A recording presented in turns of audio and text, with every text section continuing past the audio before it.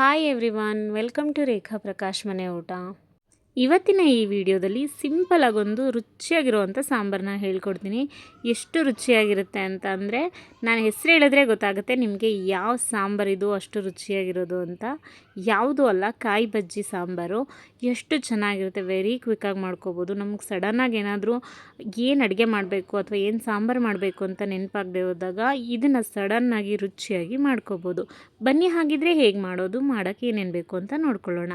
ಮೊದಲಿಗೆ ಒಂದು ದೊಡ್ಡ ಸೈಜಿನ ಟೊಮ್ಯಾಟೊ, ಕೊತ್ತಂಬರಿ ಸೊಪ್ಪು, ಸ್ವಲ್ಪ ಬೆಳ್ಳುಳ್ಳಿ, ಜೀರಿಗೆ, ಹಸಿ ಈರುಳ್ಳಿ, ಸುಟ್ಟಿ ಈರುಳ್ಳಿ, ಜೊತೆಗೆ ತೆಂಗಿನಕಾಯಿ, ಹುಣಸೆಹಣ್ಣು ಮತ್ತು ಸ್ವಲ್ಪ ಬೇಳೆ ಸಾಂಬಾರು ಪುಡಿ ಇಷ್ಟನ್ನು ಹಾಕ್ಕೊಂಡು ನೀಟಾಗಿ ನುಣ್ಣಗೆ ರುಬ್ಕೋಬೇಕಾಗತ್ತೆ. ನೋಡಿ, ಈ ಥರ ರುಬ್ಕೋಬೇಕು, ಸ್ವಲ್ಪ ನುಣ್ಣಗೆ ಇರಬೇಕಾಗತ್ತೆ. ಇವಾಗ ನಾನು ಒಂದು ಪ್ಯಾನ್ ತೊಗೊಂಡಿದ್ದೀನಿ, ಅದಕ್ಕೆ ಸ್ವಲ್ಪ ಎಣ್ಣೆ ಹಾಕ್ಕೋಬೇಕು. ಬಿಸಿ ಆದಮೇಲೆ ಹಾಕ್ಕೊಳ್ಳಿ. ಸ್ವಲ್ಪ ಎಣ್ಣೆ ಹಾಕ್ಕೊಂಡು ಒಗ್ಗರಣೆ ಮಾಡಬೇಕಾಗುತ್ತೆ. ಎಣ್ಣೆ ಕಾದ್ಮೇಲೆ ಸಾಸಿವೆ ಹಾಕ್ಕೋಬೇಕು. ಬರೀ ಸಾಸಿವೆ ಹಾಕ್ಕೊಳ್ಳಿ, ಜೀರಿಗೆ ಏನು ಹಾಕ್ಕೊಳ್ಳೋ ಅವಶ್ಯಕತೆ ಇಲ್ಲ, ಯಾಕಂದರೆ ನಾವು ಜೀರಿಗೆನ ರುಬ್ಬಕ್ಕೇ ಬೆಳೆಸಿರ್ತೀವಿ. ಸೊ ಸಾಸಿವೆ ಸ್ವಲ್ಪ ಸಿಡ್ದಾದ್ಮೇಲೆ ನೋಡಿ, ಈರುಳ್ಳಿ ಮತ್ತು ಕರಿಬೇವಿನ ಸೊಪ್ಪನ್ನ ಹಾಕೋತಾ ಇದ್ದೀನಿ ಒಗ್ಗರಣೆಗೆ.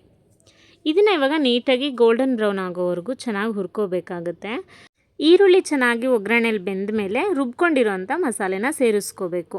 ಆ್ಯಕ್ಚುಲಿ ಇದರಲ್ಲಿ ಏನು ಜಾಸ್ತಿ ವಂಡರ್ಸ್ ಇಲ್ಲ, ಜಸ್ಟು ಇದೇನು ರುಬ್ಕೊಂಡಿರ್ತೀವಲ್ಲ ಅದನ್ನು ಒಗ್ಗರಣೆ ಮಾಡಿ ಹಾಕ್ಬಿಟ್ಟು ಚೆನ್ನಾಗಿ ಕುದಿಸ್ಕೊಳ್ಳೋದಷ್ಟೇ. ನೋಡಿ, ಹೀಗೆ ನೀಟಾಗಿ ಒಗ್ಗರಣೆಗೆ ರುಬ್ಬಿರೋಂಥ ಮಸಾಲೆನ ಹಾಕ್ಕೊಂಡಾದ್ಮೇಲೆ ಚೆನ್ನಾಗಿ ಮಿಕ್ಸ್ ಮಾಡಬೇಕು. ಮತ್ತು ನಿಮಗೆ ಸಾಂಬಾರು ಕನ್ಸಿಸ್ಟೆನ್ಸಿ ಹೇಗೆ ಬೇಕೋ ಹಾಗೆ ಸ್ವಲ್ಪ ನೀರನ್ನು ಹಾಕ್ಕೋಬೇಕು. ಅದಾದಮೇಲೆ ರುಚಿಗೆ ತಕ್ಕಷ್ಟು ಉಪ್ಪು ಹಾಕ್ಬಿಟ್ಟು ಪ್ರಾಪರಾಗಿ ಒಂದು ಮಿಕ್ಸ್ ಕೊಟ್ಟು ಕುದಿಯೋಕ್ಕೆ ಬಿಡಬೇಕಾಗುತ್ತೆ. ಆ್ಯಂಡ್ ನೀರು ಹಾಕ್ಕೊಳ್ಳಿ ಅಂದಿದ ತಕ್ಷಣ ತುಂಬ ತೆಳು ಆಗೋ ಥರ ನೀರನ್ನ ಹಾಕ್ಕೊಳ್ಳೋಕೆ ಹೋಗಬೇಡಿ. ಸ್ವಲ್ಪ ಗಟ್ಟಿ ಕನ್ಸಿಸ್ಟೆನ್ಸಿಲೇ ಮಾಡ್ಕೊಳ್ಳಿ. ಈ ಸಾಂಬಾರನ್ನ ತುಂಬ ಚೆನ್ನಾಗಾಗುತ್ತೆ. ಮತ್ತು ನಾವು ಮಸಾಲೆ ರುಬ್ಕೊಳ್ಬೇಕಾದ್ರೆಲ್ಲ ಜೀರಿಗೆನ ಬಳಸಿರೋದ್ರಿಂದ ತುಂಬ ಚೆನ್ನಾಗಿ ಡೈಜೆಸ್ಟು ಆಗುತ್ತೆ ಅಂತ ಹೇಳ್ಬೋದು. ನೋಡಿ, ಈ ಥರ ನೀಟಾಗಿ ಮಿಕ್ಸ್ ಕೊಟ್ಬಿಟ್ಟು 5 ಮಿನಿಟ್ಸ್ ಚೆನ್ನಾಗಿ ಬೇಯಕ್ಕೆ ಬಿಟ್ಬಿಡಬೇಕು.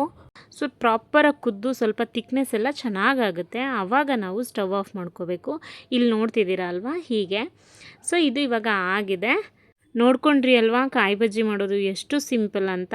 ಅದು ಎಷ್ಟು ರುಚಿಯಾಗಿರುತ್ತೆ ಗೊತ್ತಾ. ಇನ್ಫ್ಯಾಕ್ಟ್ ಎಷ್ಟೊಂದು ಜನಕ್ಕೆ ಗೊತ್ತಿರುತ್ತೆ, ನನ್ನ ವೀಡಿಯೋ ನೋಡ್ತಿರೋರಿಗೆ ಕಾಯಿ ಬಜ್ಜಿದು ರುಚಿ ಗೊತ್ತಿರೋರು ಕಾಮೆಂಟ್ ಮಾಡಿ. ಇದಾಗಿತ್ತು ಇವತ್ತಿನ ಸ್ಪೆಷಲ್ ರೆಸಿಪಿ.